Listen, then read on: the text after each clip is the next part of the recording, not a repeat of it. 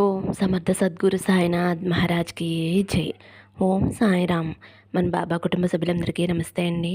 Hi friends, మీ అందరిపైన షిరిడి సాయినాథుని ఆశీస్సులు ఉండాలని, మీరు ఎప్పుడూ క్షేమంగా సంతోషంగా ఆరోగ్యంగా ఉండాలని మనస్ఫూర్తిగా బాబా గారిని కోరుకుంటున్నానండి.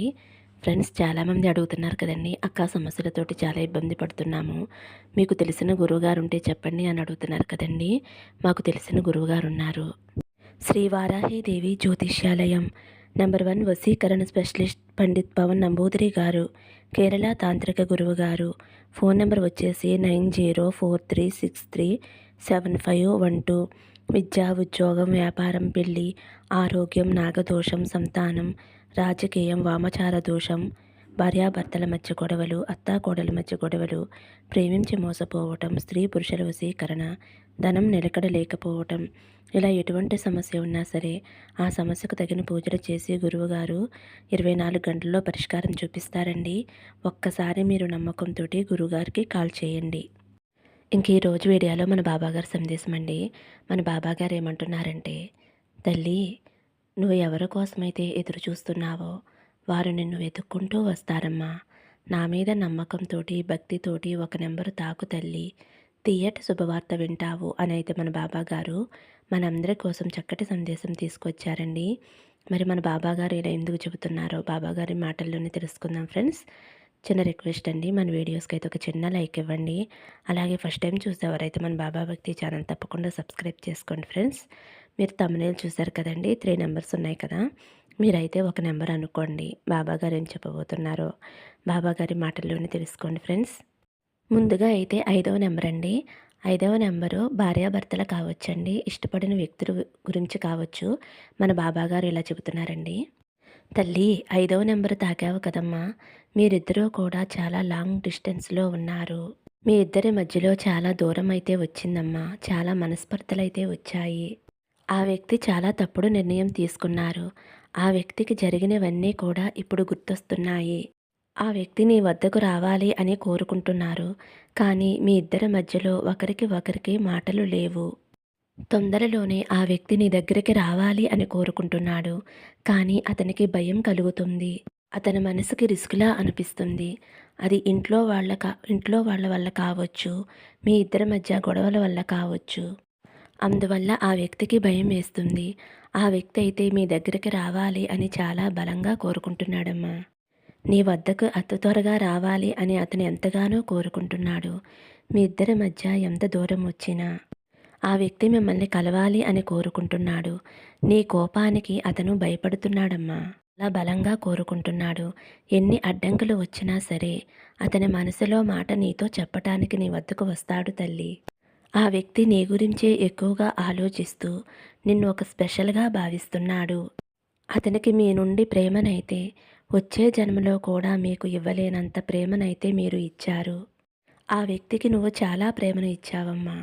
కానీ ఆ వ్యక్తి నుండి నువ్వు ఎటువంటి ప్రేమ పొందలేదు. కానీ ఇప్పుడైతే ఆ వ్యక్తి మిమ్మల్ని చాలా ఇష్టపడుతున్నాడు. అతని మనసులో ఇదే కోరుకుంటున్నాడు. ఎప్పుడు నీతో మాట్లాడాలి, ఎప్పుడు నీ దగ్గరికి రావాలి అని అనుకుంటున్నాడు. కానీ నీకు కోపం ఎక్కువగా ఉండటం వలన అతను భయపడుతున్నాడు. బిడ్డ, నువ్వు కొంచెం కోపం తగ్గించుకుంటే మీ ఇద్దరి బంధం బలపడుతుంది అని అయితే నేను చెబుతున్నాను తల్లి. మీ ఇద్దరికీ మంచి టైం అనేది అతి కొద్ది రోజుల్లోనే వస్తుందమ్మా. మీ ఇద్దరూ కలవటానికి చాలా పాసిబిలిటీ ఉంది తల్లి. మీ ఇద్దరి మధ్య బంధం బలపడుతుంది. ఆలోచనలను సక్రమంగా చేసుకోండి. కోపాన్ని తగ్గించుకోండి. అంతా కూడా మీరు కోరుకున్నట్లుగానే జరుగుతుంది తల్లి. నీకు ఇక ఎటువంటి తిరుగు ఉండదు తల్లి. సంతోషంగా ఉండండి అని అయితే మన బాబాగారు 5వ నెంబర్ తాకిన వారి గురించి అయితే ఇలా చెబుతున్నారండి. ఇప్పుడు 6వ నెంబరు తాకిన నా బిడ్డ ఎవరైతే ఉన్నారో, తల్లి, ఈ క్షణం నీకున్న సమస్యలన్నిటినీ నెత్తిమీద పెట్టుకుని ఒత్తిడికి గురవుతున్నావు. నీకు ప్రతి చోట వర్క్ పరంగా కానీ, మనసుకు సంబంధించిన విషయాలు కానీ, వ్యక్తిగత విషయాలు కానీ అన్నిటినీ మనసులో పెట్టుకుని చాలా ఒత్తిడికి గురవుతున్నావమ్మా. బాబా, నేను ఏ పని చేసినా సరే నాకు కలిసి రావటం లేదు. నా మనసు విరిగిపోయింది. ప్రతి క్షణము కూడా దాని గురించే ఆలోచిస్తూ బ్రతుకుతున్నాను. ఏ పని చేసినా అదే గుర్తొస్తుంది అని చాలా విచారంతో ఉన్నావు కదా తల్లి. నువ్వు అనుకున్న పనులన్నీ కూడా సక్రమంగా జరగటం లేదు అని ఎంతో బాధపడుతున్నావమ్మా. తల్లి, నువ్వు అస్సలు బాధపడవలసిన అవసరం లేదు. నీకు మంచి రోజులు రాబోతున్నాయమ్మా. ఈ క్షణం నుండి నువ్వు చేసే ప్రతి పని కూడా నీకు అనుకూలంగా ఉంటుంది. ఇప్పుడు నువ్వు అనుభవిస్తున్న ఒత్తిడి ఏదైతే ఉందో అది దూరం కాబోతుంది. ఇప్పటి వరకు నువ్వు వెనకడుగు వేసినా ఇక మీదట నీ దగ్గరే ఉండి నిన్ను ముందు అడుగు వేయిస్తానమ్మా. నేను చెప్పే ఈ పద్ధతిని అనుసరించు తల్లి. ఈ పద్ధతిని నువ్వు అనుసరించినట్లయితే నీ జీవితంలో ఇప్పుడు నువ్వు ఏదైతే ఒత్తిడికి గురవుతున్నావో అవన్నీ కూడా దూరమైపోతాయమ్మా. 5వ నెంబరు తాకావు కదమ్మా. 5వ నెంబరు ఉన్నత స్థానానికి ఎంతో ప్రత్యేకతమ్మా. నువ్వు ఎంతో మంచి స్థాయిలో ఉంటావు. నువ్వు జీవితంలో అనుకున్నది సాధిస్తావు. నీ బాబా వాకు సత్యవాక్కు తల్లి. అమ్మా, నువ్వు అనుకున్నవన్నీ జరిగి నీ మనసు సంతోషంగా ఉండేలాగా ఒక చిన్న మార్గం చెబుతానమ్మా. నువ్వు నా జీవిత చరిత్ర చదువమ్మా. ఎంతో భక్తి శ్రద్ధలతోటి నా జీవిత చరిత్ర పారాయణం చేశావు అంటే నీకు ఎటువంటి ఆటంకాలు రాకుండా నువ్వు అనుకున్న దానిలో సక్సెస్ అవుతావమ్మా. నువ్వు కోరింది నీ కాళ్ళ దగ్గరికి వస్తుందమ్మా. నా కోసం ఈ ఒక్క చిన్న పని చేయి తల్లి. నీ జీవితం ఎంతో ఆనందంగా సంతోషంగా ఉంటుంది తల్లి అని అయితే మన బాబాగారు 6వ నెంబర్ తాకిన వారి గురించి అయితే ఇలా చెబుతున్నారండి. ఫ్రెండ్స్, బాబాగారి జీవిత చరిత్ర పారాయణం చేయటం వలన మనకి చాలా మంచి జరుగుతుందండి. ఫ్రెండ్స్, ఇది అక్షరాల సత్యమండి. నాకు బాబాగారు జీవిత చరిత్ర పఠించినప్పుడల్లా నాకైతే బాబాగారు ఒక మిరాకిల్ అనేది చూపిస్తారండి, ఏ రూపంలోనైనా సరే. ఇది అక్షరాల సత్యం ఫ్రెండ్స్. కాబట్టి మీరు కూడా బాబాగారి జీవిత చరిత్ర పఠించండి. మొత్తం పఠించలేకపోయినా రోజుకి ఒక్కొక్కసారి ఒక్కొక్క అధ్యాయమైనా చదువుకోండి చాలు ఫ్రెండ్స్. స్నానం చేస్తారు కదండి, స్నానం చేసిన తర్వాత చక్కగా ఒక అధ్యాయం అయితే చదువుకోండి. పగలంతా కుదరలేకపోతే కనీసం పడుకునే ముందైనా సరేనండి ఒక అధ్యాయం చదువుకోండి ఫ్రెండ్స్. మీకు ఎంత మంచి జరుగుతుందో మీకే తెలుస్తుందండి.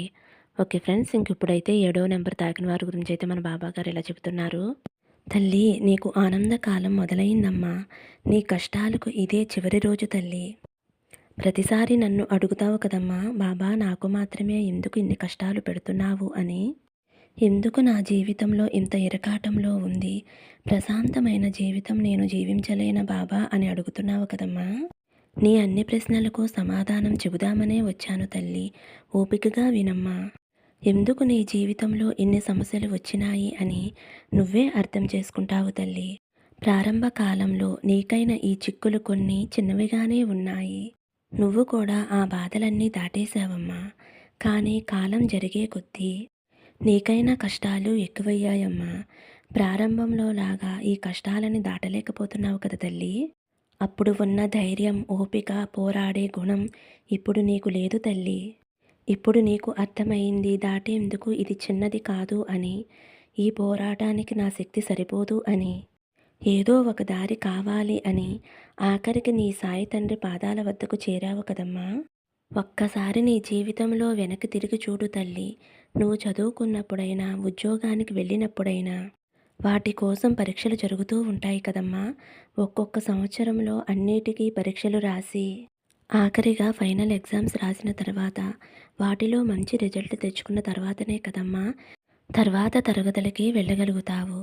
అలాగే కష్టమైనా సరే పరీక్షలు రాసి తర్వాత తరగతులకి వెళ్ళగలుగుతున్నావు. ఎంతో కష్టపడి చదివి పై తరగతులకి వెళ్ళగలుగుతున్నావు. పరీక్షల టైంలో ప్రతి విద్యార్థి కూడా తప్పకుండా పరీక్షలు రాయవలసిందేనమ్మా.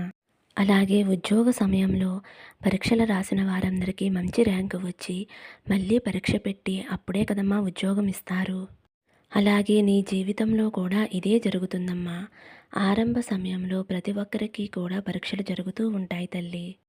ఈ పరీక్షలని, ఈ కష్టాలను దాటితేనే తల్లి మంచి జీవితం అనేది నీకు లభిస్తుందమ్మా.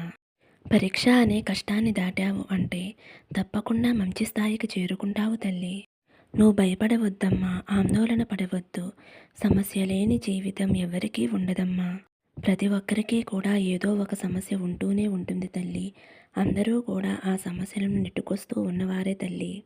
వారు ఎంతో ధైర్యంగా ఆలోచనలతోటి ముందడుగు వేస్తున్నారు. అలాగే నువ్వు కూడా నా మీద నమ్మకంతోటి మంచి ఆలోచనలతోటి ధైర్యంగా ముందడుగేయమ్మా. అంతా మంచే జరుగుతుంది తల్లి నీకు. ప్రతి క్షణము కూడా నువ్వు నన్ను ఆరాధిస్తూనే ఉంటావు. నా నామజపం చేస్తూనే ఉంటావు. అటువంటి నీకు ఇకపై ఎటువంటి కష్టం రాదమ్మా. నీ జీవితమంతా కూడా ఆనందకరంగా ఉంటుందమ్మా. ఇకపై అన్నీ కూడా శుభవార్తలే వింటావు తల్లి. నీ జీవితంలో శుభగడియలు ఆరంభమయ్యాయి. ఇకపై సంతోషంగా ఉండు తల్లి అనైతే మన బాబాగారు 3 నెంబర్లు తాకిన వారి గురించి మంచి సందేశం అందించారండి. ఫ్రెండ్స్, ఈరోజు రెండో వీడియో అనేది ఆ టైంలో పెడతాను ఫ్రెండ్స్. తప్పకుండా చూసి మన ఛానల్ని ఆదరించండి. సర్వే జన సుఖినో భవంతు. సమస్తం సద్గురు సాయినాథార్పణమస్తు. శుభం భవతు. జై సాయిరామ్.